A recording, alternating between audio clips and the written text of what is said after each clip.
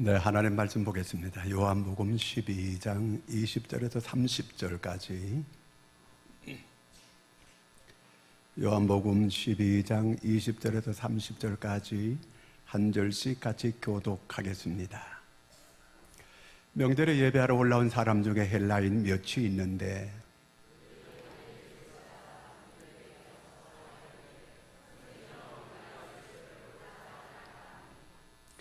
빌립이 안드레에게 가서 말하고 안드레와 빌립이 예수께 가서 여쭈니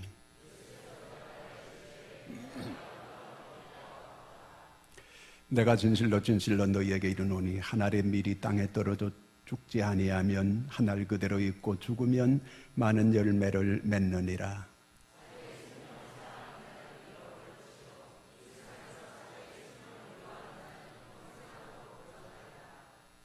사람이 나를 섬기려면 나를 따르라. 나 있는 곳에 나를 섬기는 자도 거기 있으리니 사람이 나를 섬기면 내 아버지께서 그를 기히 여기시리라.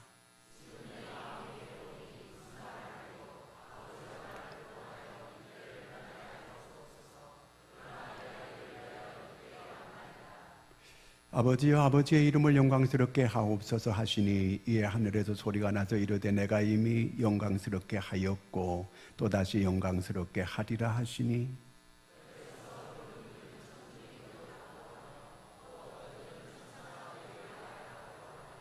함께 읽습니다.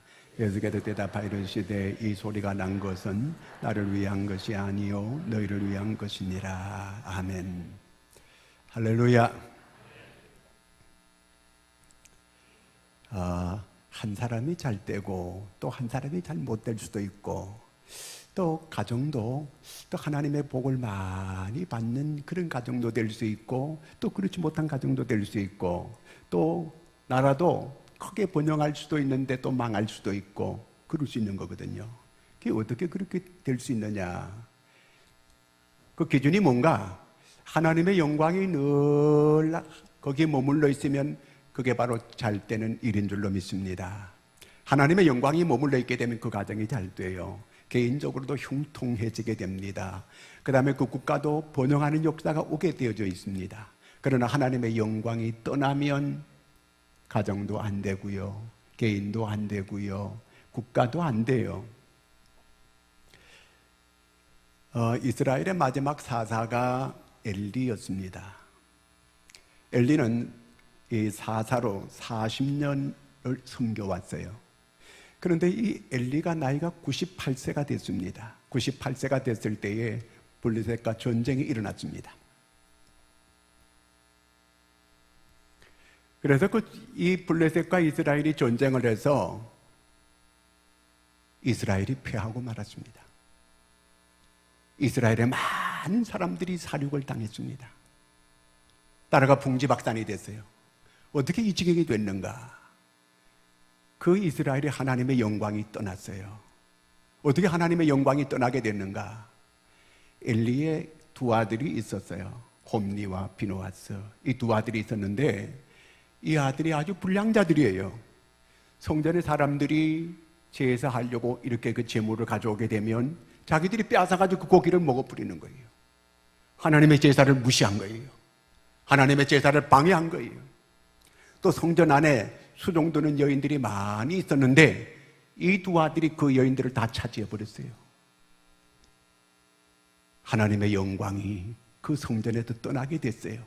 하나님의 영광이 그 가정에도 떠나게 됐어요. 하나님의 영광이 그 나라에도 떠나게 됐습니다. 결국 이렇게 해서 이스라엘은 망하게 됐습니다. 가정도 망하게 됐어요. 이제 두 아들이 블레셋과 전쟁이 일어났을 때에 법궤를 가지고 나갔어요. 그냥 법궤만 가지고 나가면 이길 줄 알았어요. 그런데 전쟁도 지게 되고 법궤도 빼앗기게 되고 이 두 아들은 한날에 똑같이 죽임을 당하고 말았어요. 이 소식을 이제 집에서 있던 그 엘리 제사장이 그걸 듣게 돼요. 듣고는 너무 충격을 받아가지고 자기 두 아들이 죽었다고 하지요. 그 다음에 또한 법궤도 빼앗겼다고 하죠. 결국 충격을 받아 뒤로 의자에 앉았다 넘어져가지고 목이 부러져가지고 죽었습니다. 그런데 그때 비느하스의 이 색시되는, 그러니까 엘리의 며느리가 있는데 이 며느리가 임신해 있다가 통증을 느끼고 애를 낳게 돼요. 그 애를 낳게 되는데 마지막 이 여인은 애를 낳고 마지막 죽어요. 죽으면서 그 아이의 이름을 지어주었어요.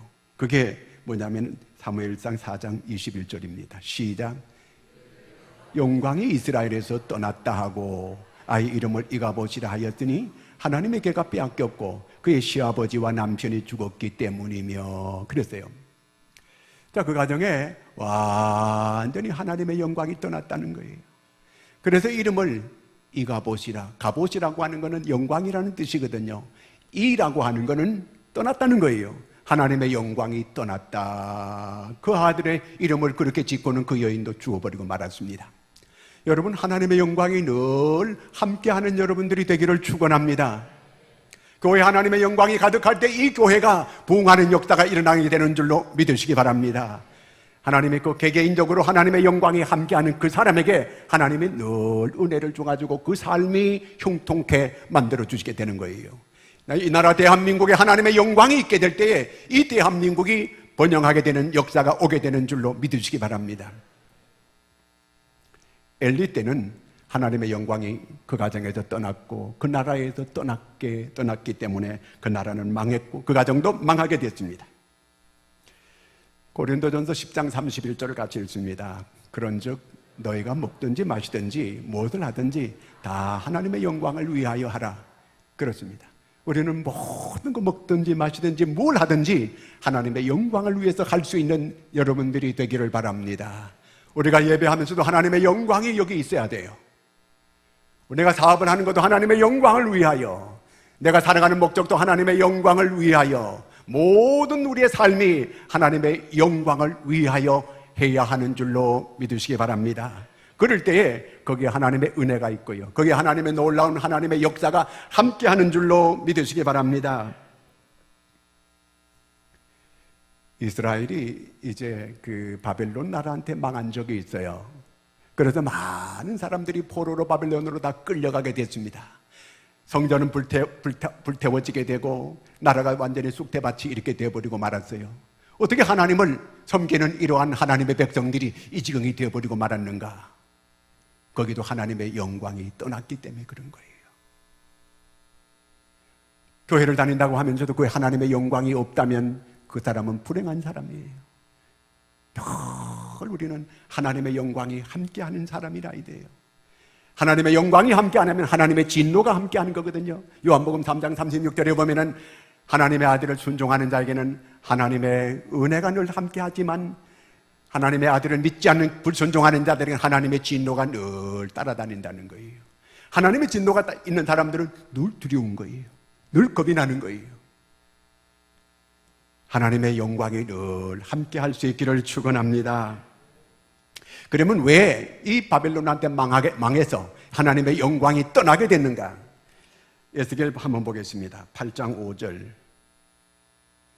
그가 내게 이르시되 인자야 이제 너는 눈을 들어 북쪽을 바라보라 하시기로 내가 눈을 들어 북쪽을 바라보니 제단문 어기 북쪽에 그 질투의 우상이 있더라. 성전 안에 우상을 갖다 놨다는 거예요. 하나님이 질투하는 그 우상을 성전 안에 갖다 놨다는 거예요. 자, 그 다음에 한번 또 계속 보겠습니다. 그의 아버지 히스기야가 헐어버린 산당을 다시 세우며 이스라엘의 왕 아합의 행위를 따라 바알을 위하여 제단을 쌓으며 아세라 목상을 만들며 하늘의 일월 성신을 경배하여 섬기며. 이스라엘 백성들이 어떤 사람들이에요? 하나님의 백성들 아니에요. 근데 이 사람들이 우상을 섬기는 거예요. 바알을 섬기는 거예요. 그것도 히스기야의 아들 므낫세가 앞장서 가지고 그 일을 하고 있는 거예요. 하나님의 영광이 거기 머물러 있을 수가 없는 거예요. 자, 그 다음에 또 계속 한번 보겠습니다. 그러므로 나 주 여호와가 말하노라. 내가 나의 삶을 두고 맹세하노니 내가 모든 미운 물건과 모든 가증한 일로 내 성소를 더럽혔는즉 나도 너를 아끼지 아니하며 긍휼을 베풀지 아니하고 미약하게 하리니. 하나님의 성소를 더럽혔다는 거예요.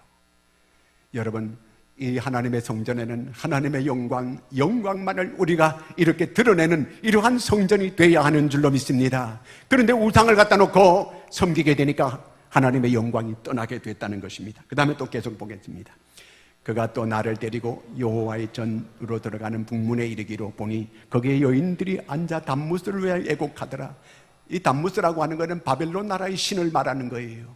여인들이 바벨론의 이 신을 이렇게 섬기고 거기에 놓고 이 울고 통곡하고 이렇게 있다는 거예요. 그 다음에 또 한번 볼까요? 내게 이르시되 인자야, 이스라엘 족속의 장로들이 각각 그 우상의 방 안에 어두운 가운데서 행하는 것을 내가 보았느냐? 그들이 이르기를 여호와께서 우리를 보지 아니하시며 여호와께서 이 땅을 버리셨다 하느니라.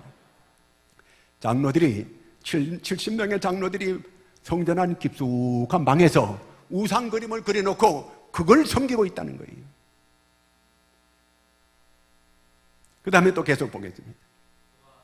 그가 날 데리고 여호와의 성전 안뜰에 들어가시니라. 보라, 여호와의 성전 문 곧 현관과 제단 사이에서 약 25명이 여호와의 성전을 등지고 낯을 동쪽으로 향하여 동쪽 태양에게 예배하더라.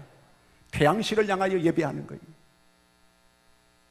자, 이렇게 되어지게 될 때에 하나님께서 영광을 다 거둬가시는 거예요. 영광이 떠났어요. 그렇게 되니까 이제 하나님이 이방 족속들이 올라와서 이스라엘을 다 찐이겨 놓는 거예요. 성전을 불태워버리는 거예요. 그리고 이스라엘의 사람들을 다 포로로 끌어가서 바벨론 나라에서 70년 동안 그들이 노예살이를 하는 고난을 겪게 됩니다. 우리의 삶을 잘 돌아보셔야 돼요. 우리 가정에 하나님의 영광이 떠나면 안 됩니다. 여러분께 개인적으로 하나님의 영광이 떠나면 안 되는 거예요. 여러분의 모든 하는 일 위에 늘 하나님의 영광이 드러날 수 있기를 바랍니다. 자, 그러면 어떻게 하면 우리가 하나님의 영광이 머무르게 이렇게 할 수 있겠는가?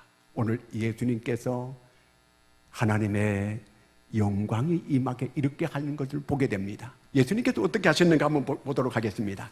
요한복음 12장 23절 시작.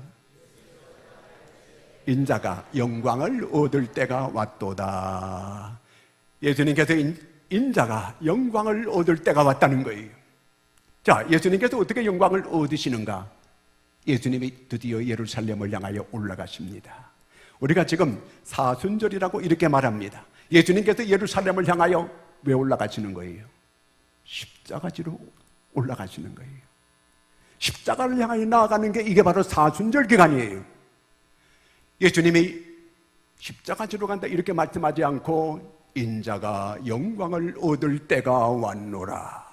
제자들이 예수님께서 인자가 영광을 얻을 때가 왔다고 하니까 이제 예루살렘에 예수님이 올라가시면 큰 이제 일을 할 것이다 이렇게 생각을 하는 거예요.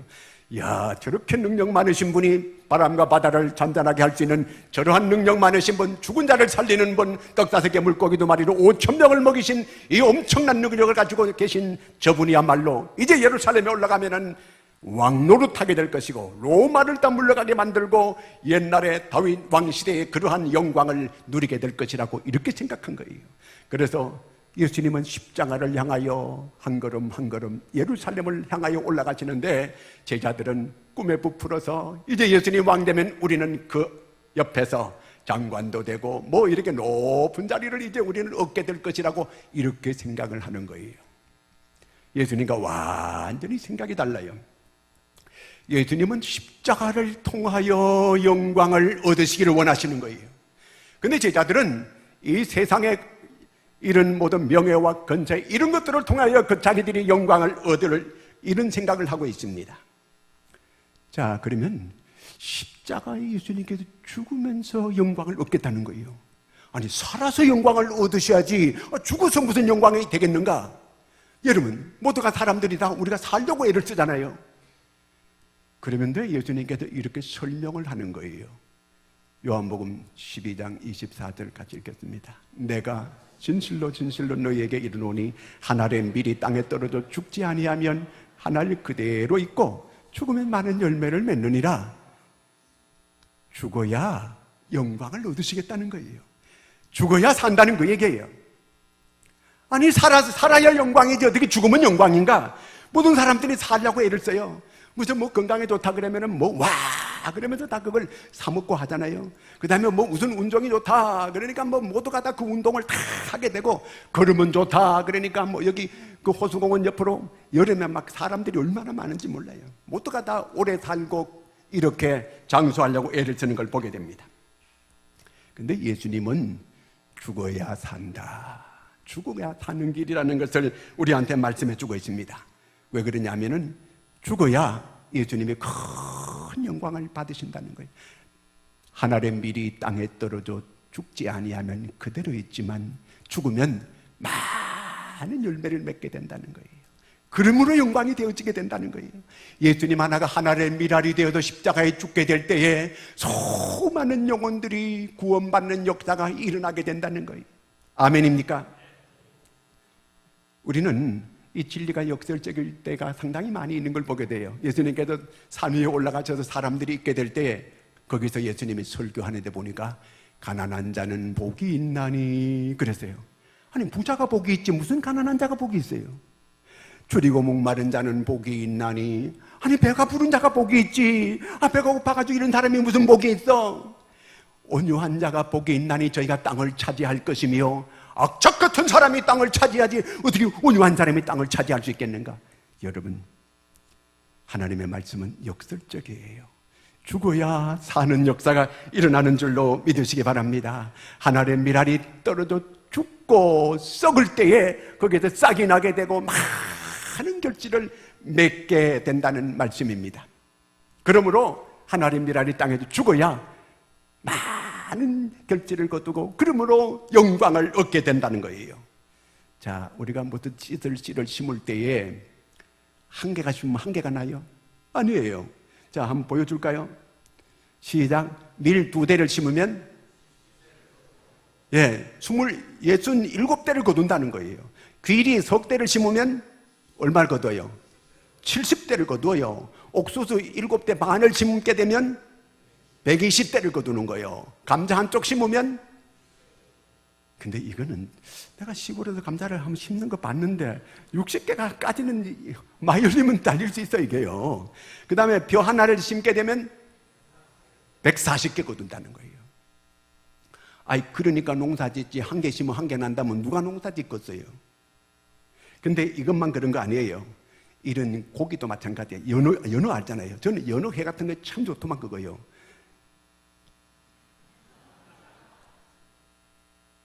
그 연어가요, 그 강을 거슬러 올라가가지고 또 이게 산속 그 하천 이런 데서 그 알을 낳거든 이게요. 먼 바다에서 돌아와가지고 자기가 태어난 곳으로 올라와요.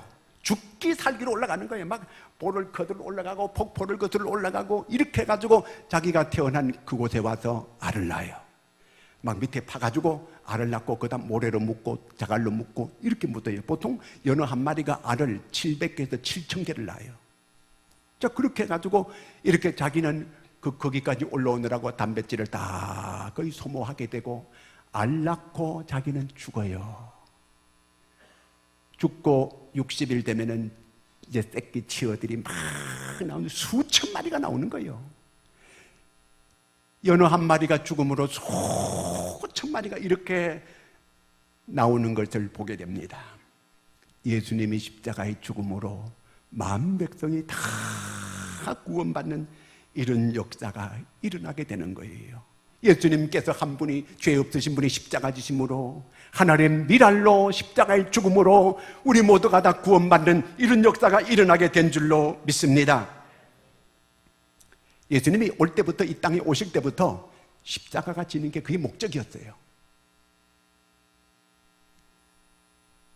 제자들은 그걸 이해하지 못했어요. 저렇게 능력 많으신 분이 십자가 지다니. 그걸 이해를 못하는 거예요. 예수님께서 계속 내가 십자가를 지러 왔다, 십자가를 지겠다 이렇게 말씀하셨어요. 마태복음 16장 한번 보겠습니다. 21절. 이때로부터 예수 그리스도께서 자기가 예루살렘에 올라가 장로들과 대제사장들과 서기관들에게 많은 고난을 받고 죽임을 당하고 제3일에 살아나야 할 것을 제자들에게 비로소 나타내시니 베드로가 예수를 붙들고 항변하여 이르되 주여 그리 마옵소서 이 일이 결코 죽게 미치지 아니하리이다. 예수께서 돌이키시며 베드로에게 이르시되 사탄아 내 뒤로 물러가라. 너는 나를 넘어지게 하는 자로다. 내가 하나님의 일을 생각하지 아니하고 도리어 사람의 일을 생각하는도다 하시고. 제자들은 이해가 안 되는 거예요. 저렇게 능력 많으신 분이 십자가에 죽다니. 그래서 십자가에 죽는다는 걸 그럴 수 없습니다. 베드로가 앞에 나가서 가로막은 거예요. 그때 예수님께서 사탄아 내 뒤로 물러가라. 예수님은 십자가를 통해서 영광을 받으시려고 하는 거예요. 영광을 얻으시기를 하는데, 영광을 드러내려고 하는데, 그 영광을 드러내는 걸 못 드러내게 하니까 사탄이 되는 거예요. 우리가 하나님의 영광을 위해 살아야 되는데 그 영광을 가로막는 것은 사탄이라는 거예요. 예수님은 십자가를 지려고 이 세상에 오신 거예요. 하나님 미랄이 되어 이 땅에서 죽으심으로 만 백성을 구원하시기 위해서 예수님께서 이 세상에 오신 거예요. 그러시면서 예수님께서 오늘 26절 말씀에 이렇게 말씀합니다. 사람이 나를 섬기려면 나를 따르라. 나 있는 곳에 나를 섬기는 자도 거기 있으리니 사람이 나를 섬기면 내 아버지께도 그를 귀히 여기시라. 나를 따르라는 그 얘기예요. 예수님께서 십자가 지러 가시는데 나를 따르라는 건 그 얘기는 무슨 얘기예요? 너도 십자가 지라 그 얘기예요. 다시 말하면 내가 십자가에 죽는다, 너도 십자가에서 죽어라, 그 얘기 아닙니까? 살기 위해서 죽어야 된다는 거예요. 전에 영화 가운데 이런 영화가 있었어요. 마누라 죽이기. 그 영화 혹시 보신 적 있어요? 그때 아주 히트쳤어요, 이 영화요. 저는 제목이 너무 끔찍해요. 마누라 죽이기. 자, 그 영화 내용이, 줄거리가 이런 내용이에요. 남편이 아내가 꼴보기 싫은 거예요. 그래서 이 마누라를 내가 죽여야 되겠다. 자기가 직접 안 죽이고 킬러를 이제 사는 거예요. 어디서 내 마누라 죽여달라 이렇게 사는 거예요. 아내도 이걸 알았어요. 그래서 남편 죽이려고 또 킬러를 또 사는 거예요. 그래가 치열하게 막 싸우는 거예요. 이제 자, 부부가 서로 이렇게 죽고 살고 이렇게 서로 싸우면 어떻게 되겠어요? 그런 집이요. 그게 안 되는 거지 그게. 자, 이거는 오늘 사회를 고발하기 위해서 만든 영화거든요. 오늘 이 세상이 자기 경쟁자를 죽이고 그리고 내가 살아야 되겠다, 이런 세상이라는 거예요. 서로 이런 경쟁하는 사람들을 죽인다는 거예요.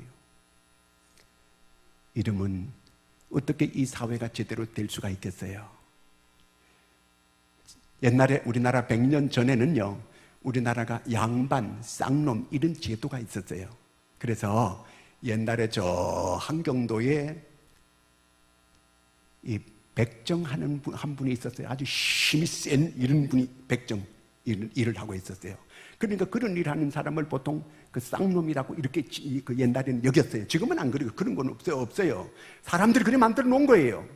그런데 또 한 사람이 있는데 그 사람은 이제 그 소를 잡으면 가죽이 나오면 가죽 가지고 뭐 제품을 만드는 거, 구두도 만들고 지갑도 만들고 혁띠도 만들고 이런 일을 하는 그런 사람이 있었어요. 둘 다 이 사람들은 다 쌍놈이라고 하는 이러한 그 신분이 돼가지고 이렇게 살아가고 있는데 인간 대접 못 받고 이렇게 살고 있었어요.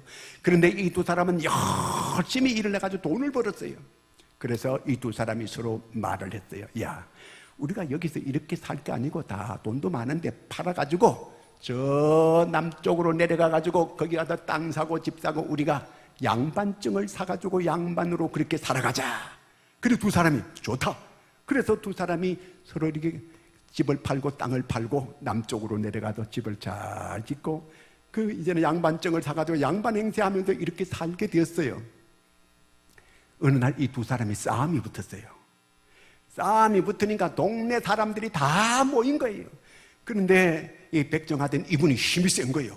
그러니까 가죽 일하던 사람은 힘이 약하니까 밑에 깔려가지고 막 그냥 위에서 백정이 막 때리니까 막 나 죽겠다고 난리를 치고 이놈 백정이 사람 죽인다 그러고 막 이렇게 그 양반증 사더니만 이 양반 행세를 하더니만 그리고 이 사람을 갖다가 죽인다 그러고 막 이렇게 얘기해요.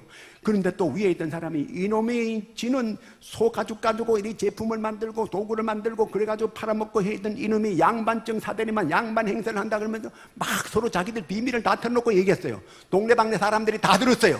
그래가지고 강가에 고발해가지고 끌려가가지고 양반증 사가지고 양반 행세했다 그래 다 뺏기고 반 죽도록 맞고 감옥에 갇혀가지고 다 폐가 망신하고 말았어요.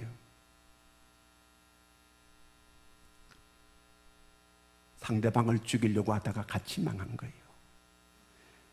갈라디아 5장 15절을 읽습니다. 만일 서로 물고 먹으면 같이 네 죽고 나 살자 하면 같이 죽는 거예요. 그러면 안 되는 거거든요. 오늘 성경은 무슨 얘기냐 하면 내가 죽고 다른 사람을 살릴 때에 나도 살고 너도 살고 다 살게 된다, 그 얘기예요. 고린도전서 15장 31절을 읽겠습니다.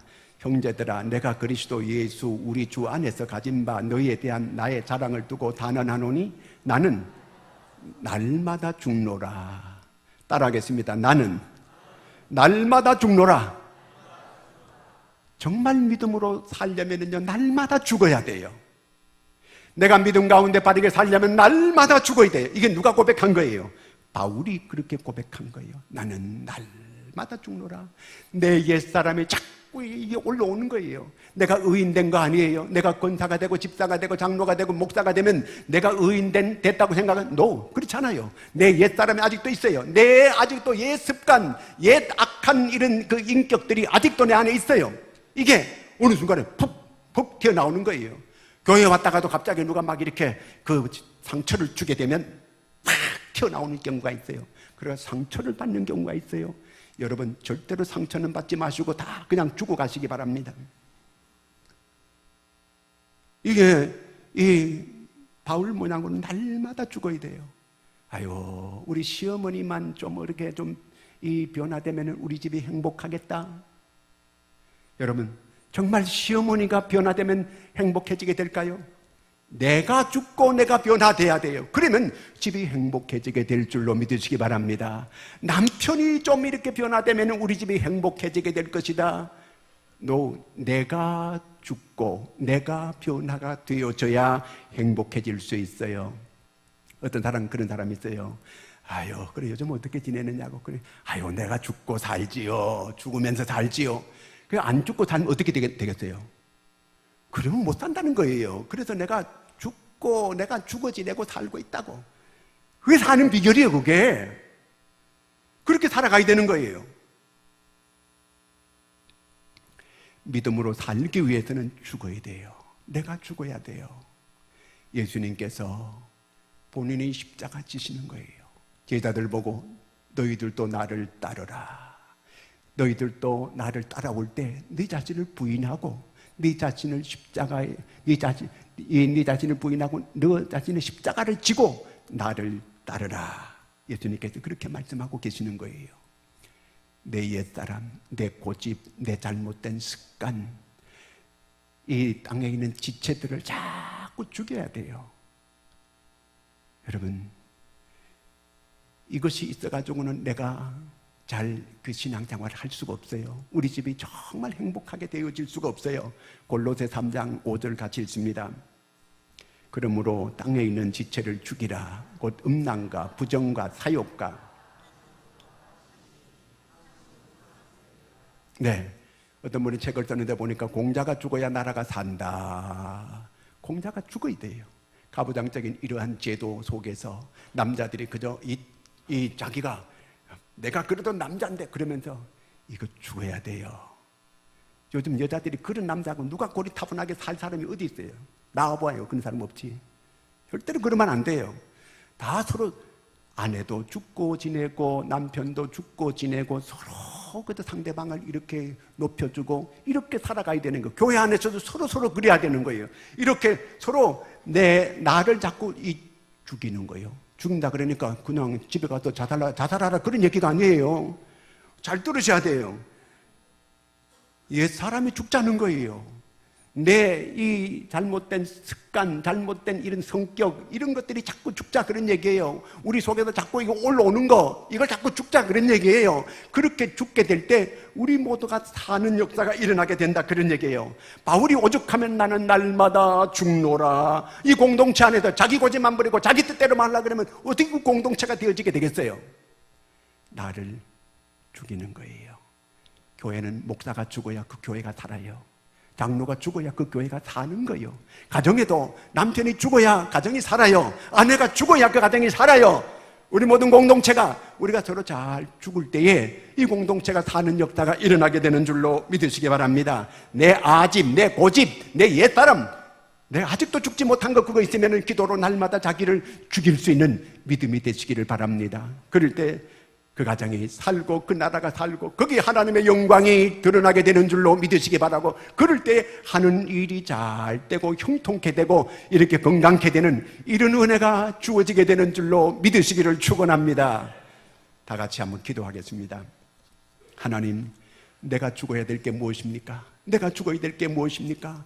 내가 죽게 하여 주시옵소서. 아직도 하나님 옛사람이 내가 살아있고 아직도 내가 옛 습관이 살아있고 내 잘못된 아직과 고집을 내가 내세울 때가 너무 많은 저입니다. 하나님, 내가 죽게 하여 주시옵소서. 그래서 가정이 살고 내가 살고 이웃이 살고 우리 가정이 어떠한 우리 교회가 다 사는 역사가 일어나게 주시옵소서. 같이 통성으로 기도합니다. 하나님 아버지, 은혜를 감사합니다. 오늘 말씀을 들어보니까 정말 아버지, 죽어야 될 거는 내가 죽어야 될 것입니다. 하나님, 죽지 못해서 내가 아버지 내 속사람이 자꾸 나올 때가 많이 있습니다. 그래서 남을 상처 주게 만들고 아버지는 남을 시험 들게 만들고 할 때가 많이 있었습니다. 주여, 하나님께서 이 시간 아버지 하나님이 바울처럼 나도 날마다 죽노라, 나도 날마다 죽노라, 내가 나를 자꾸 죽이고 그래서 내 새 사람으로 내가 다시 사는 사람으로 아버지 살아갈 수 있는 저희가 되게 도와주시옵소서. 예수님께서 십자가를 지시고 죽으심으로 다시 부활하는 역사가 일어났습니다. 아버지 하나님, 우리가 옛 사람이 죽고 새 사람으로 다시 사는 저희가 다 되게 해주시기를 간절히 원합니다. 이 사순절 기간에 하나님, 예수님께서 십자가를 향하여 올라갔듯이 우리도 하나님의 나를 십자가에 못 박게 하여 주시옵소서. 그래서 내가 죽고 모두가 사는 역사가 내 가정도 살고 아버지 교회도 살고 회사도 살고 다 사는 역사가 일어나게 도와주시옵소서. 하나님의 영광이 늘 함께하는 아버지 교회가 되고 가정이 되고 이 나라 이 민족 되게 하여 주시옵소서. 우리를 사랑하시는 주님을 찬송합니다. 하나님, 우리의 이 약함을 아시는 주님, 정말 아버지 변화되고 새로워지게 도와주시옵소서. 옛사람이 죽고 새사람으로 다시 살아가는 저희가 다 되게 하여 주시옵소서. 우리를 사랑하시는 주님, 하나님의 영광이 늘 함께하는 저희들 되게 하여 주시옵소서. 하나님의 영광의 교회에 함께하여 주시고 가정에도 함께하여 주시옵소서. 우리를 찬양을 기뻐하시고 우리의 아버지 기도를 다 들으시는 주님이여 응답하시옵고 감사하오며 예수님의 이름으로 기도하옵나이다.